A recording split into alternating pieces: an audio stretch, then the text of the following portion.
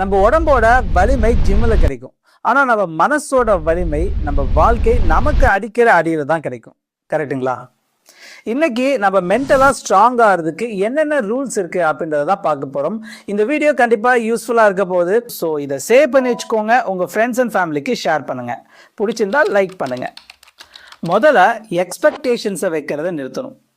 Expectations தான் ஏமாற்றத்தை தரும் அப்படின்றது நம்மள நிறைய பேருக்கு தெரியும். லவ்க்காகவும் அட்டென்ஷனுக்காகவும் யார்ட்டையும் கெஞ்சக்கூடாது. ஏன்னா செல்ஃப் ரெஸ்பெக்ட் அப்படின்றது தான் ரியல் பவர். நம்ம எமோஷனை நம்ம கையில் வைக்கணும். அது நம்மள ஆள விடக்கூடாது. என்னதான் கடினமான சிச்சுவேஷனாக இருந்தாலும் காமாக இருக்க கற்றுக்கணும். இதுதான் மென்டலி ஸ்ட்ராங் பீப்புளுடைய ராஜதந்திரம். எதையுமே பர்சனலாக எடுத்துக்கூடாது. ஏன்னா நம்மளை பற்றி மட்டுமே எல்லாரும் பேசிகிட்டு இருப்பாங்க அப்படின்றது கிடையாது.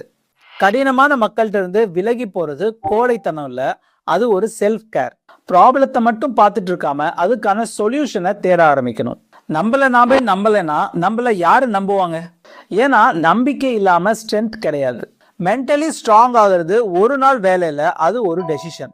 இது எல்லாமே நம்மள நிறைய பேருக்கு தெரியும். இருந்தாலும் நான் சொல்றது ஒவ்வொருத்தங்களுடைய மனசையும் புதுப்பிக்க உதவும்.